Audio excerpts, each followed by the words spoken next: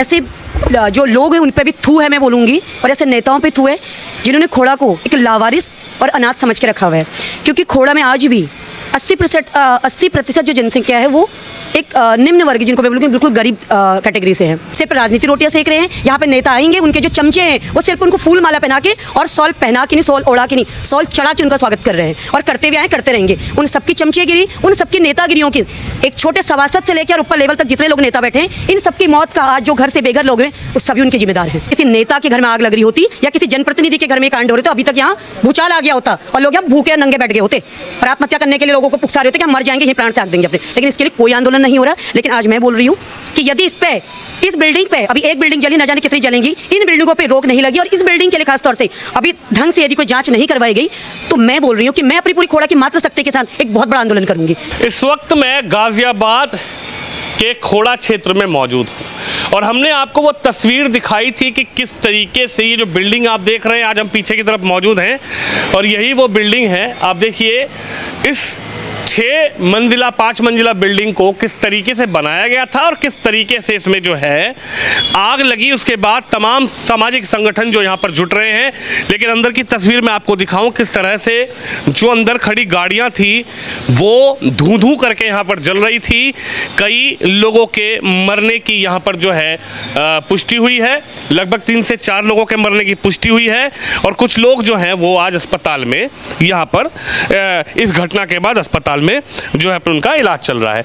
लेकिन जो सामाजिक संगठन है अब वो एक आवाज़ उठा रहे हैं कि आखिरकार ये जो कॉलोनी है ये नगर पालिका ज़रूर है, लेकिन इस कॉलोनी में अभी कोई ऐसा प्रावधान नहीं है कि आप जो फ्लैट बना के बेच रहे हैं, बिल्डर फ्लैट कैसे बना पा रहे हैं।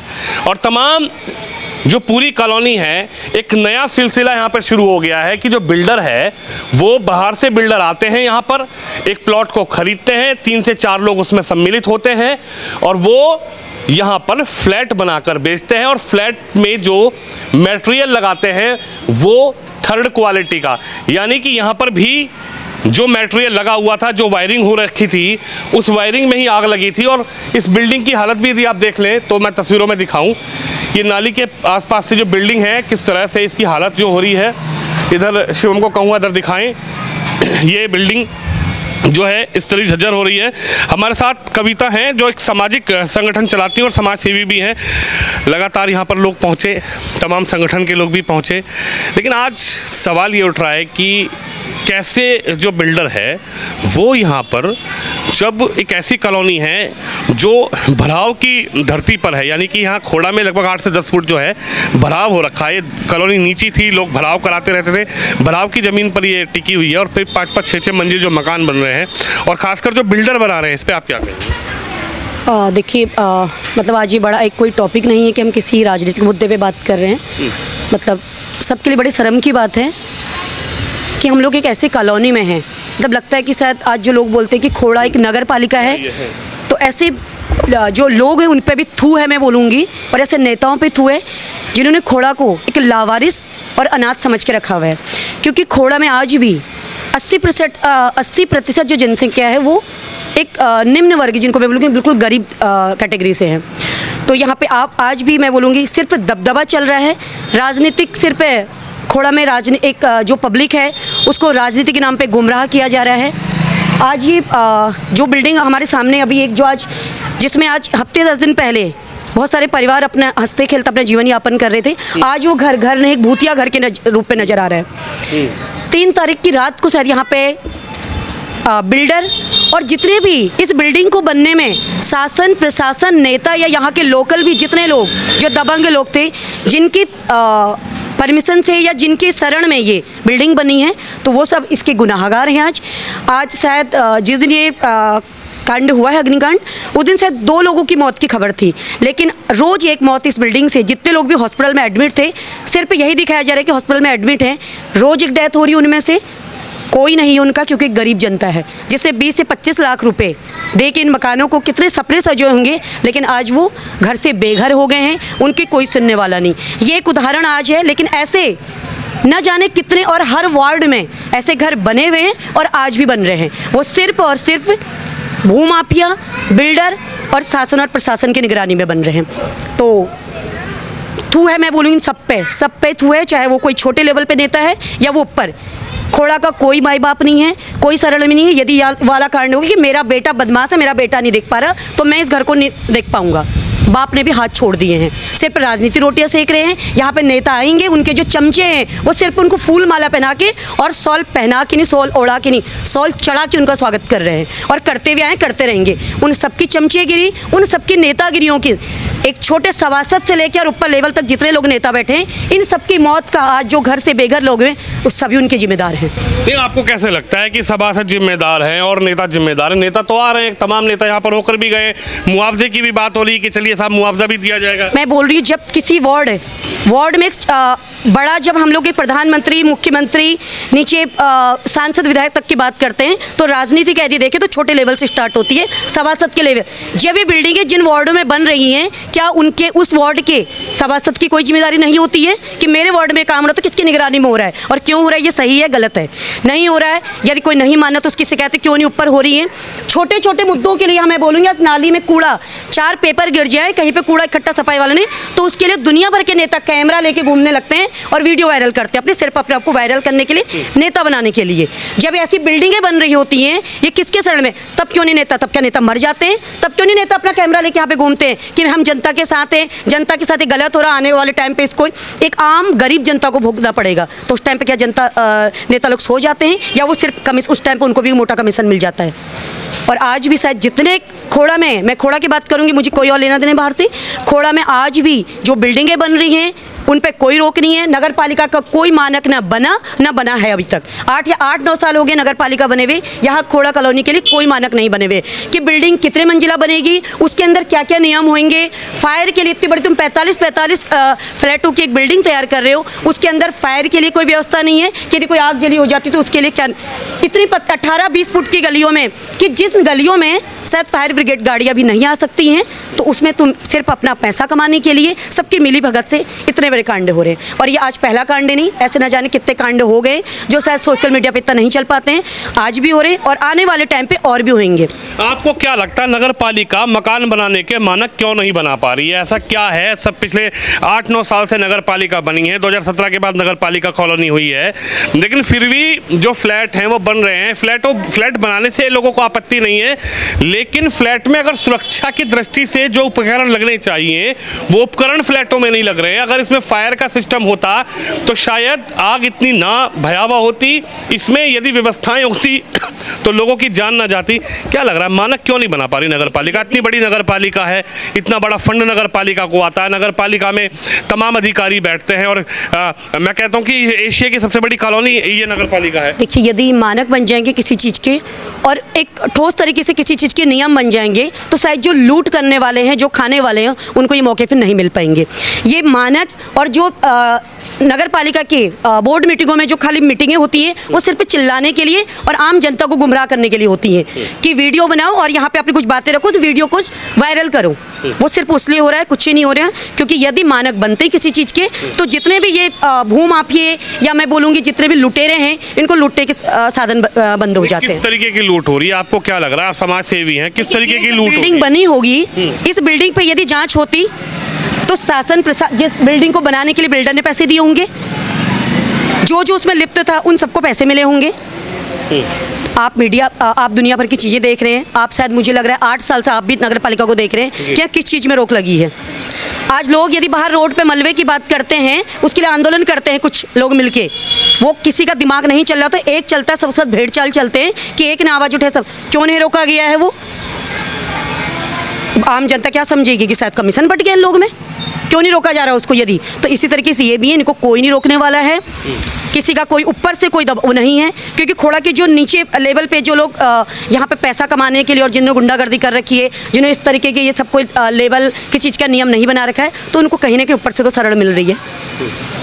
तो इसमें किस तरीके का पैसा लोग कमा रहे हैं? आपको क्या नजर आ रहा है कि जो बिल्डिंगें बन रही है किस तरीके से लोगों को पैसा, जिन पे आरोप लग रहा है, आप आरोप लगा रही हैं कि साहब इनमें लोग पैसा कमा रहे होंगे, तो किस तरीके का कमीशन या किस तरीके का फंड? देखिए, यदि बन रहा है तो इसमें कोई मानक नहीं बना है, नगर पालिका में इसमें पैसा जा रहा है, वहाँ पे जो अधिकारी होंगे उन पे पैसा जा रहा होगा।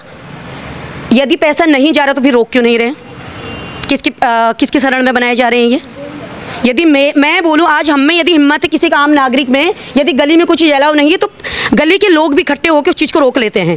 तो इतनी बड़ी नगर पालिका में इतने बड़े बड़े रोज बिल्डिंगें बन रही हैं और सबको पता है कि ये वैध नहीं है, इनका निर्माण बस 4 दिन के लिए आवाज़ उठाई जाती है इसलिए कि हम समाज को दिखा पाएँ कि हम बिल्डिंग को रुकवाने का काम कर रहे हैं। फिर 4 दिन बाद वही बिल्डिंग पूरी तैयार हो रही होती है। तो क्यों नहीं समझे हम किन पे पैसा बट रहा है, क्यों नहीं ये पैसे खा रहे हैं।